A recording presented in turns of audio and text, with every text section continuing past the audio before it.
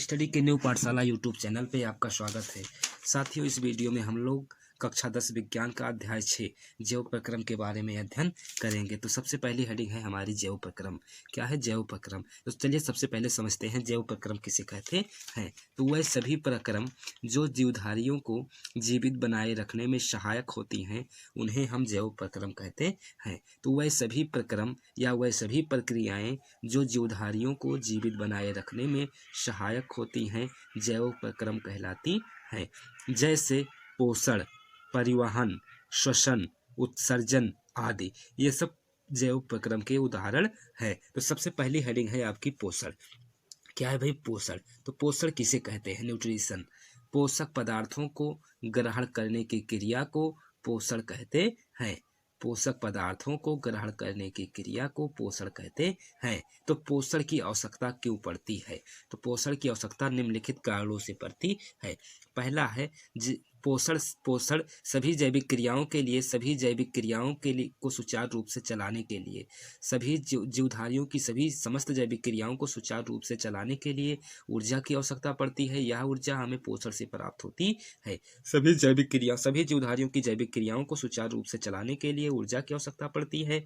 यह ऊर्जा हमें पोषण से प्राप्त होती है। इसके बाद दूसरा है पोषण से जीवद्रव्य की मात्रा में वृद्धि होती है।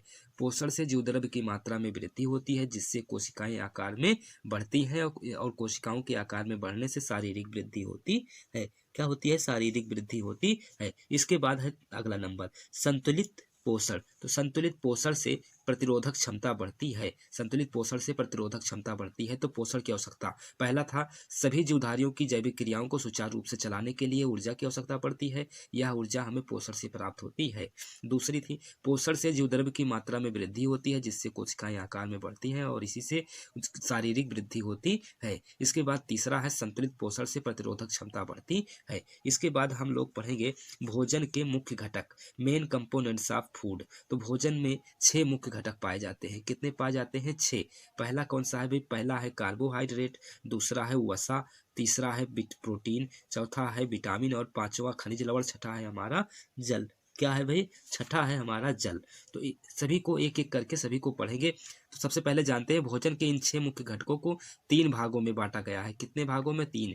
भोजन के मुख्य घटक को कार्यों के आधार पे इनको 3 भागों में बांटा गया है। पहला क्या होता है? ऊर्जा प्रदान करने वाले पोषक तत्व, जैसे कार्बोहाइड्रेट और वसा। कार्बोहाइड्रेट और वसा ऐसे पोषक तत्व हैं जो हमें ऊर्जा प्रदान करते हैं, अर्थात ऊर्जा प्रदान करने वाले पोषक तत्व कार्बोहाइड्रेट और वसा है। इसके बाद दूसरा है निर्माणकारी पोषक तत्व। क्या है भाई? निर्माणकारी पोषक तत्व प्रोटीन्स को निर्माणकारी पोषक तत्वों के अंतर्गत रखा गया है। इसके बाद तीसरा है प्रतिरक्षा प्रदान करने वाले पोषक तत्व। तो विटामिन तथा खनिज लवण प्रतिरक्षा प्रदान करने वाले पोषक तत्व है। तो चलिए एक एक को बारी बारी से हम लोग अध्ययन करते हैं। सबसे पहले पहली हेडिंग है कार्बोहाइड्रेट। तो कार्बोहाइड्रेट के बारे में सबसे पहले पढ़ते हैं।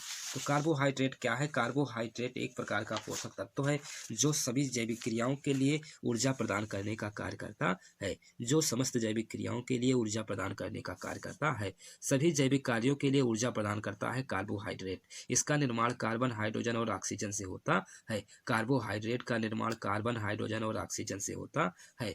कार्बोहाइड्रेट 2 प्रकार के होते हैं। एक को सरल कार्बोहाइड्रेट कहा जाता है, दूसरे को जटिल कार्बोहाइड्रेट कहा जाता है। तो सबसे पहले पढ़ते हैं सरल कार्बोहाइड्रेट। तो सरल कार्बोहाइड्रेट के उदाहरण ग्लूकोज, फ्रैक्टोज, लैक्टोज सरल कार्बोहाइड्रेट के उदाहरण हैं। ये सरल रूप में गन्ना, चुकंदर और खजूर में पाए जाते हैं। तो सरल कार्बोहाइड्रेट कहाँ पाए जाते हैं? गन्ना, चुकंदर और खजूर में पाए जाते हैं। तो सरल कार्बोहाइड्रेट के उदाहरण ग्लूकोज, फ्रैक्टोज, लैक्टोज है। इसके बाद है जटिल कार्बोहाइड्रेट।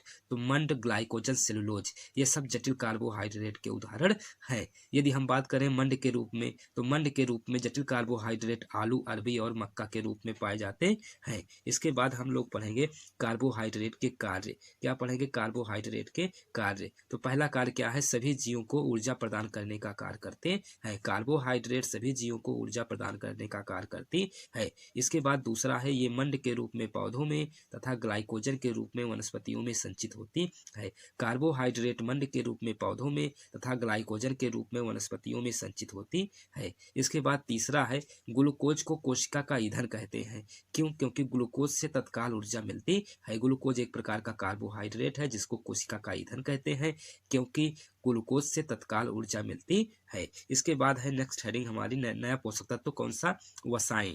कौन है भाई? वसाएं, जिसे हम फैट्स कहते हैं। तो वसाएं क्या है? वसाएं भी एक ऊर्जा प्रदायी पदार्थ है। वसाएं ऊर्जा प्रदायी पदार्थ है, एक प्रकार का ऊर्जा प्रदायी पदार्थ है। इसका भी निर्माण कार्बन, हाइड्रोजन और ऑक्सीजन के मिलने से होता है। वसाओं का निर्माण भी CHO, कार्बन, हाइड्रोजन और ऑक्सीजन के मिलने से होता है। हाँ, पशुओं के रूप में ये हमें मक्खन, पनीर, दूध, घी के रूप में पाए जाते हैं। पशुओं से यह हमें मक्खन, पनीर, दूध, घी आदि रूपों में पाए जाते हमें प्राप्त होते हैं। और वनस्पतियों से यह हमें नारियल, बादाम, मूंगफली और सरसों के रूप में पाए जाते हैं, प्राप्त होते हैं। इसके बाद है वसाओं के कार्य। क्या है? वसाओं के कार्य। तो पहला कार्य क्या है? शरीर में अतिरिक्त भोज्य पदार्थ वसाओं के रूप में संचित होता है। शरीर में अतिरिक्त भोज्य पदार्थ वसाओं के रूप में संचित होता है। दूसरा है, यह ऊर्जा प्रदान करने का कार्य करते हैं। यह सभी जीवधारी या समस्त जैविक क्रियाओं के लिए ऊर्जा प्रदान करने का कार्य करती है। तीसरा है, ये ताप नियंत्रण में सहायता करती हैं। वसाएं जीवधारियों के ताप नियंत्रण में सहायता करती हैं। इसके बाद लास्ट है, कोशिका कला का निर्माण करती हैं। वसाएं कोशिका कला के निर्माण में भाग लेती हैं। क्या करती है? कोशिका कला के निर्माण में भाग लेती हैं। कौन? वसाएं। तो चलिए हम नेक्स्ट पढ़ते हैं खनिज तत्व, नेक्स्ट पोषक तत्व। हाँ, तीसरा पोषक तत्व था हमारा प्रोटीन। क्या था भाई? प्रोटीन। तो प्रोटीन के बारे में हम लोग पढ़ते हैं। प्रोटीन क्या है? प्रोटीन से एक प्रकार का कार्बनिक पदार्थ है। प्रोटीन से एक प्रकार का कार्बनिक पदार्थ है जो सभी प्रकार के एंजाइम का निर्माण करता है।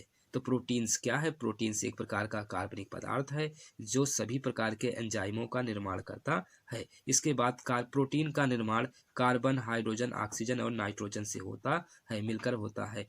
प्रोटीन का निर्माण किससे होता है? कार्बन, हाइड्रोजन, ऑक्सीजन और नाइट्रोजन के मिलने से होता है। ये जंतुओं के रूप में हमें मांस, मछली, दूध, अंडा आदि रूपों में पाए जाते हैं तथा पौधों के रूप में यह हमें दाल, गेहूं, मूंगफली, बादाम आदि रूपों में प्राप्त होते हैं। इसके बाद पढ़ेंगे प्रोटीन्स के कार्य। क्या देखेंगे? प्रोटीन्स के कार्य। तो पहला कार्य क्या है? यह शारीरिक वृद्धि तथा टूट फूट की मरम्मत में भाग लेता है। कौन लेता है भाई? प्रोटीन्स। शारीरिक वृद्धि और टूट फूट की मरम्मत के लिए जिम्मेदार होता है प्रोटीन्स। इसके बाद नंबर 2 है, आवश्यकता पड़ने पर यह हमें ऊर्जा प्रदान करता है। प्रोटीन्स आवश्यकता पड़ने पर शरीर को या जीवधारियों को ऊर्जा प्रदान करते हैं। इसके बाद तीसरा है, ये वसाओं का संश्लेषण करते हैं। कौन? प्रोटीन। प्रोटीन वसाओं का संश्लेषण करते हैं। इसके बाद चौथा हमारा पोषक तत्व है विटामिन्स। कौन सा है भाई? विटामिन्स। विटामिन्स क्या है? विटामिन्स भी एक प्रकार का जटिल कार्बनिक पदार्थ है। विटामिन्स एक प्रकार का जटिल कार्बनिक पदार्थ है जो शारीरिक प्रतिरक्षा प्रदान करता है, जो सभी जीवों की शारीरिक प्रतिरक्षा प्रदान करता है। विटामिन 2 प्रकार के होते हैं। पहले को हम जल में घुलनशील विटामिन कहते हैं और दूसरे को वसा में घुलनशील विटामिन कहते हैं। जल में घुलनशील विटामिन बी और सी हैं, वसा में घुलनशील विटामिन ADEK है। तो बी और सी जल में घुलनशील विटामिन है, ADEK वसा में घुलनशील विटामिन है। या उल्टा पढ़े तो KEDA कीड़ा। कीड़ा जल में नहीं घुलता है। ट्रिक है, KEDA कीड़ा। कीड़ा जल में नहीं घुलता है, अर्थात कीड़ा कहाँ घुलेगा? वसा में घुलेगा। तो वसा में घुलनशील विटामिन कौन है? कीड़ा। कीड़ा KEDA ADEK वसा में घुलनशील विटामिन है और बी और सी जल में घुलनशील विटामिन है। तो नेक्स्ट पोषक तत्व है हमारा खनिज लवण। क्या है भाई? खनिज लवण, मिनरल साल्ट। तो खनिज लवण शरीर के लगभग 4 से 5% भाग सभी जीवों के शरीर का लगभग 4 से 5% भाग खनिज लवणों से मिलकर बना होता है। यह शरीर के विभिन्न अंगों के निर्माण में भाग लेते हैं। कौन? खनिज लवण। यदि बात करें सभी जीवधारियों की शरीर का लगभग 4 से 5% भाग किससे मिलकर बना होता है? तो खनिज लवणों से मिलकर बना होता है। खनिज लवण शरीर के विभिन्न अंगों के निर्माण में सहायता करते हैं। इसके बाद हमारा छठा पोषक तत्व है जल। क्या है भाई? जल। जल शरीर का लगभग 45 से 80% भाग जल से मिलकर बना होता है। सभी जीवधारियों के शरीर का लगभग 45 से लेकर 80% भाग जल से मिलकर बना होता है और जल जीवद्रव्य का मुख्य भाग होता है। जल जीवद्रव्य का मुख्य भाग होता है जो सामान्यतः विलायक के रूप में प्रयुक्त होता है। तो साथियों, ये वीडियो आपको अच्छी लगी हो तो हमारे YouTube चैनल स्टडी की न्यू पाठशाला को सब्सक्राइब कर लें, अपने फ्रेंडों के पास शेयर कर दें।